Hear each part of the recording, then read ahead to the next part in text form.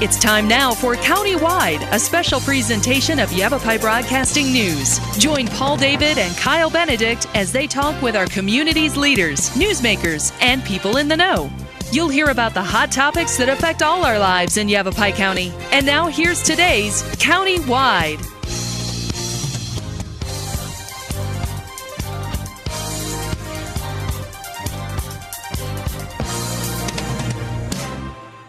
Welcome back to Countywide. I'm Paul David. Great to have you in studio with us today. DPS Sergeant G.R. Manera joins us once again this week. We're talking marijuana this time because the marijuana that we maybe saw when we were kids is completely different. Welcome back. Thanks. Good to see you.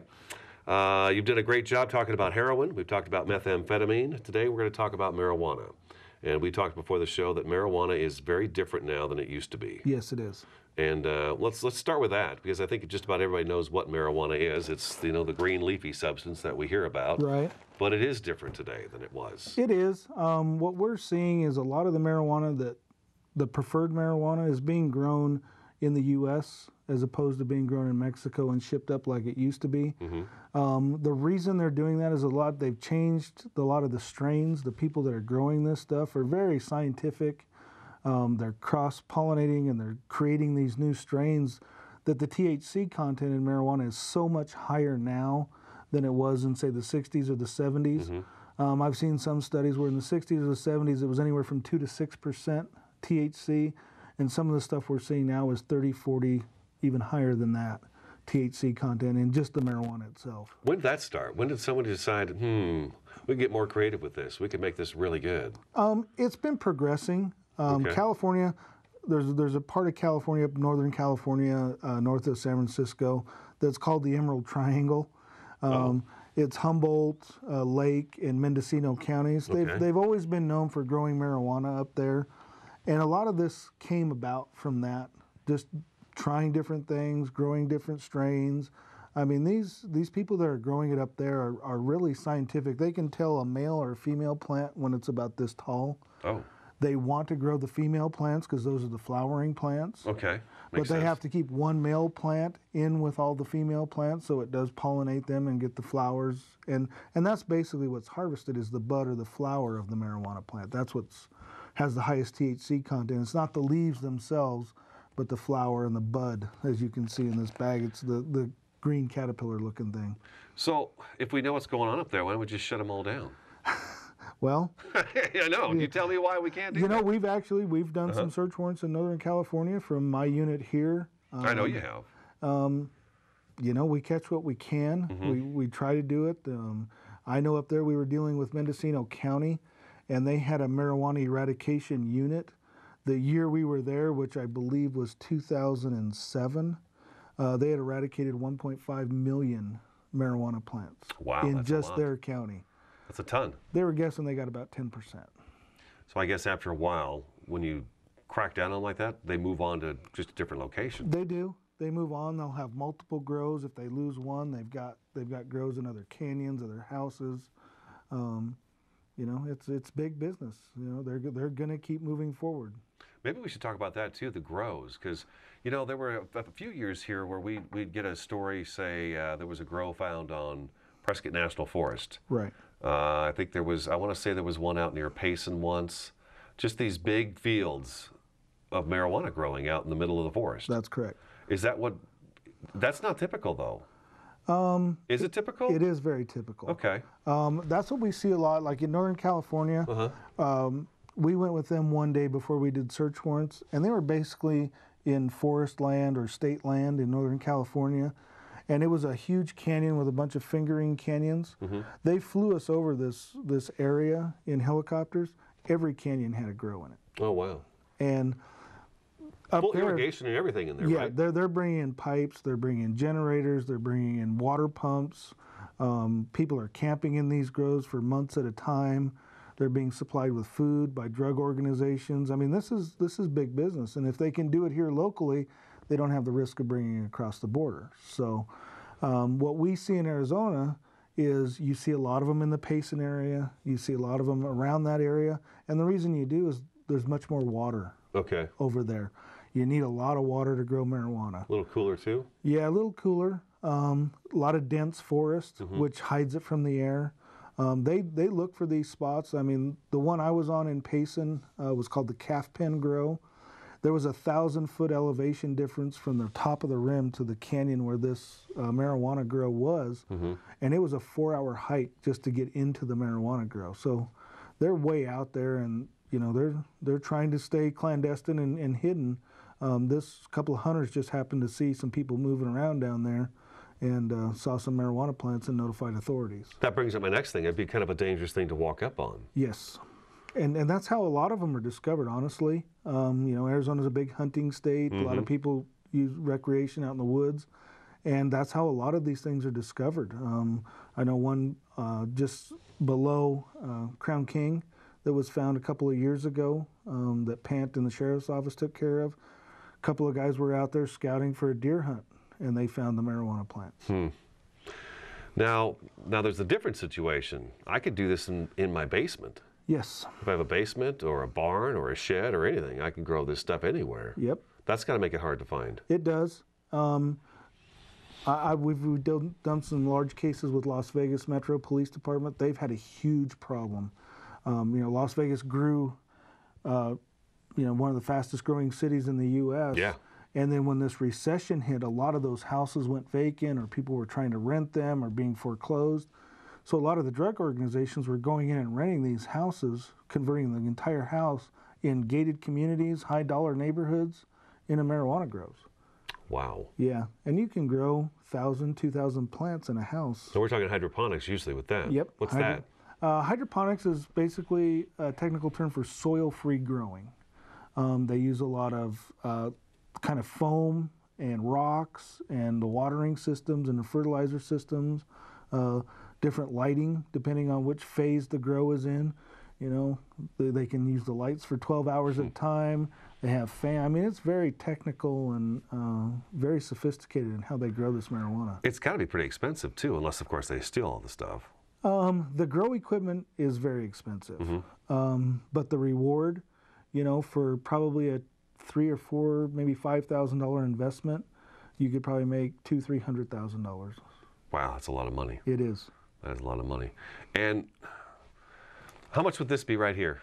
That's about 56 grams, Okay. about 2 ounces of marijuana. Okay, so today, in the 60s and 70s, how much would something like that cost? 2 ounces of marijuana would be about $200 Okay. back then. And some of the commercial grade stuff that does come across the border, that's still pretty much the same cost. We still have that coming across just as We usual? We do. A lot of that we see is going to the East Coast because it's much more difficult to get it all the way across the United States, some of the stuff from California. But this stuff we're seeing that's the real high end, this is probably $800 to $1,600 worth of marijuana right Wow, there. that is a lot of money. It That is. a lot of money for some green, basically. Yeah. Let's take our first break. Sure. Okay. DPS Sergeant G.R. Manera in studio today. We're talking about marijuana, and as you can see, we've got several things on the table here. We'll talk about those as well. Stick around. Countywide back in just a couple minutes.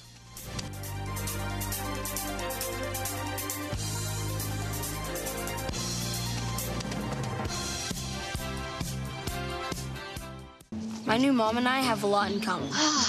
The great outside. We both love the outdoors. So shiny. That's not a flower. We both love geology. Oh, look. An igneous one. That's not a rock. And she knows a lot about wildlife. A labradoodle. That's not a dog. Hanging out has been kind of fun. You don't have to be perfect to be a perfect parent. Thousands of kids in foster care will take you just as you are.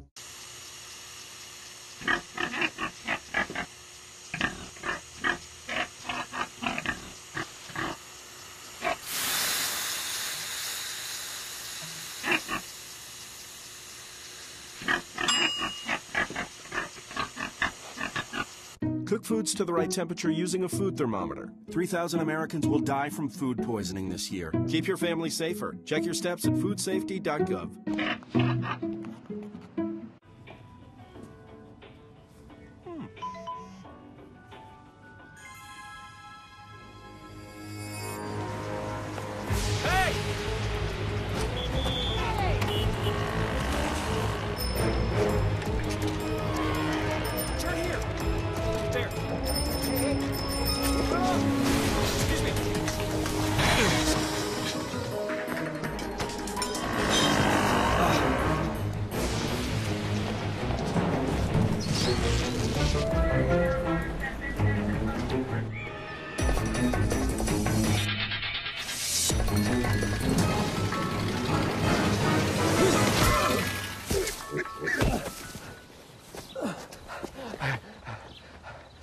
So, same time next week?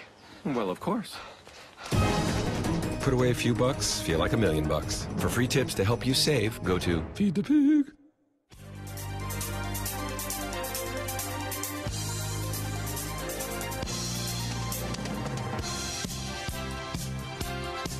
Welcome back to Countywide. DPS Sergeant G.R. Manera in studio today. We're talking about marijuana, and we've got some props. I guess I shouldn't say props. These are probably things that you've actually confiscated. Yes. During bus, right? I Yes. mean, we got a bong right here. I think a lot of people are probably familiar with that. If you see this in your kid's room, Yeah, it's not for a rose. No. It's on a flower holder, a vase. But this one is interesting, and they're very creative on how they try to sneak stuff past you guys. Right. And I think there was a day where it probably worked pretty well, but we got canines now. Right, and most of our officers are pretty attuned to these things. These are sold legitimately as like home safes for jewelry and things like that. But it doesn't take long for the drug world to take over these things, and you can store a lot of drugs, meth, marijuana, whatever it happens to be, in a can like this. Yeah. And that could be sitting in the back seat of a car or in a grocery bag. Nobody would think twice. I mean, they would have these because they're old. We've had them for a long time and they're scratched up. But if they look new, they look just like products on the shelf. Yeah, like this soda can. Yeah, you could fit quite a bit inside the soda can. The lid pops right off. We've got the kind of camera watching us here too while we do this. And the coffee can, you had this one, and that was really interesting. When you shake it, it sounds like there's coffee grounds in there. Right, and there's a small little area in the top part of it that there's minor, just a small amount of coffee grounds in there. So if you shake it, you think, oh, not a big deal. Some of the newer cans like this, you can shake them and it does, you either hear the ball inside or it sounds like there's some kind of liquid in there. And some of the older ones weren't that sophisticated. Yeah. And but we had one case years ago where one of our officers stopped a motorhome, and it wasn't a typical motorhome. Most people that are traveling legitimately across the country, that motorhome has everything they own because that's what they're living in. This particular motorhome didn't have hardly anything in it except you looked under one of the cabinets and there was 4 cases of Coca-Cola and 4 cases of some other drink. I can't remember what the name brand of that was.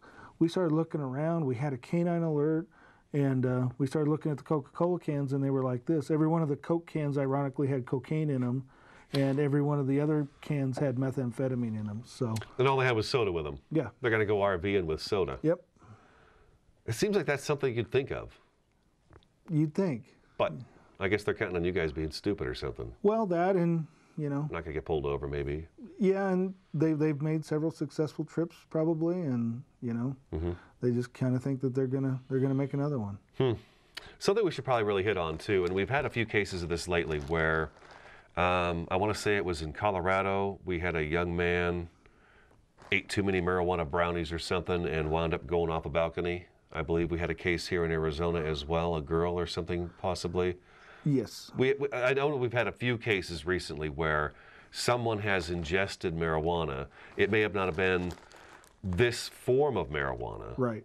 But it's led to them, I don't know, going out of their mind and falling a great distance of some sort. Yeah. What we're seeing is with a lot of the medical marijuana, some of the legalization issues that have been in Colorado and some other states, is hash and hashish oil. And what is that?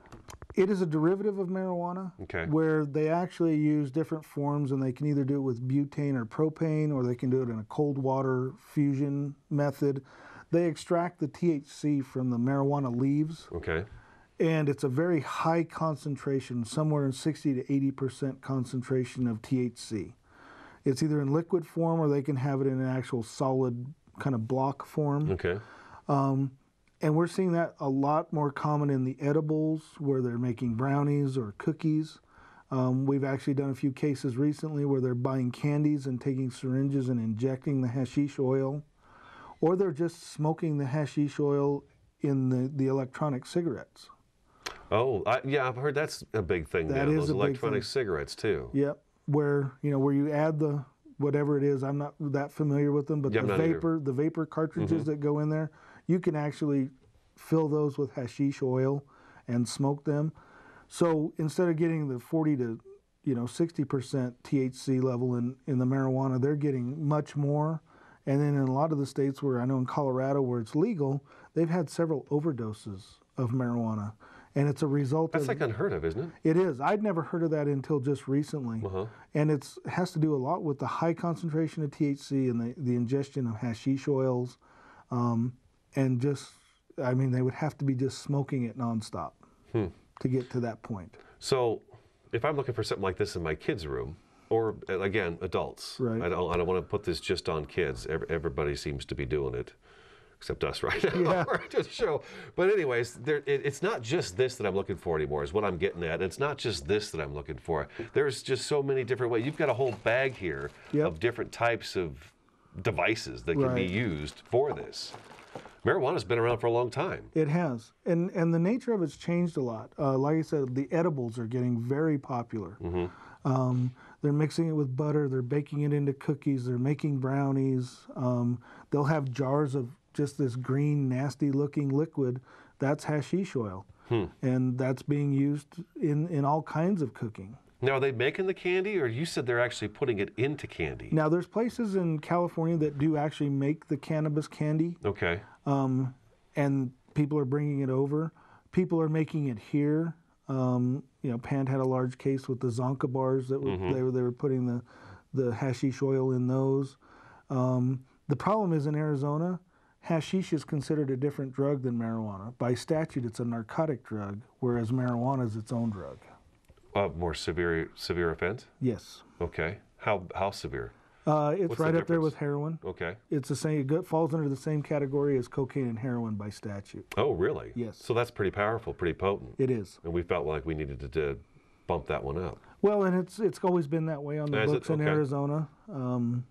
I know some of the legalization groups are trying to get that changed so that the edibles are legal, and they can do that for medical marijuana purposes. What's legalizing marijuana done to you guys? We're seeing a lot more coming through Arizona because of the legalization in Colorado. They kind of have a shortage of marijuana because of the dispensaries and the places that it's legal. So they're importing a lot of marijuana to keep their supplies up.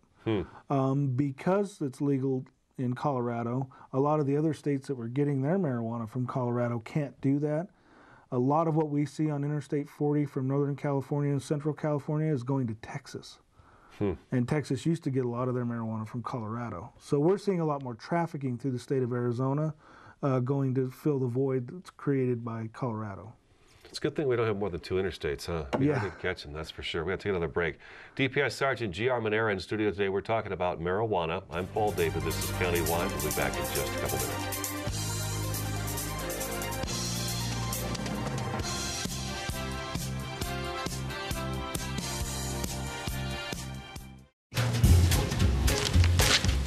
Really?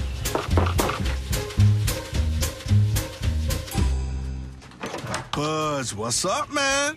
You left some leaves burning out here. Yeah, I just came in just for a second. Come on, man. If it's too hot to touch, it's too hot to leave. You could torch the whole neighborhood. It's a good point there, Smokey.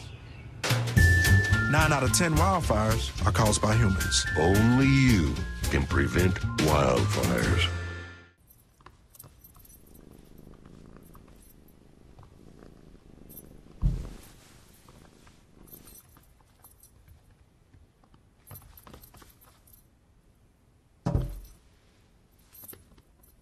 There's a shelter pet who wants to meet you. Meet one today. Visit theshelterpetproject.org. Adopt.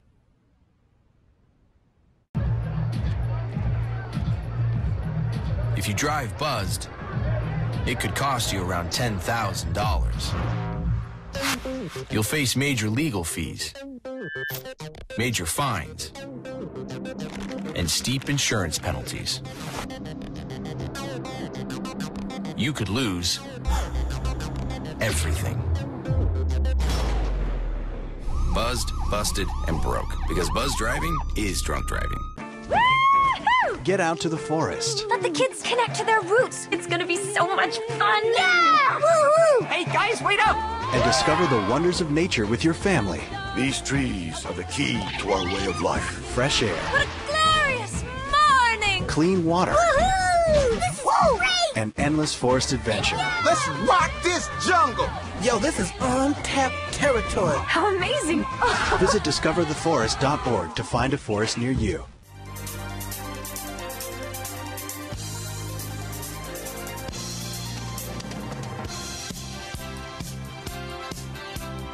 Welcome back to Countywide. We have just a couple minutes left in the program. We've got you some great information about the heroin, methamphetamine. Now we're talking marijuana, that it's not just the green leafy stuff. I guess this is what you find it in most of the time? We do. This is what we typically see, but a lot of our loads are combined now. We'll see the actual packaged marijuana like this, and we'll find bricks of hash or jars of hash oil, or the edibles. We'll find bags and bags of edibles, and they're lollipops, candies.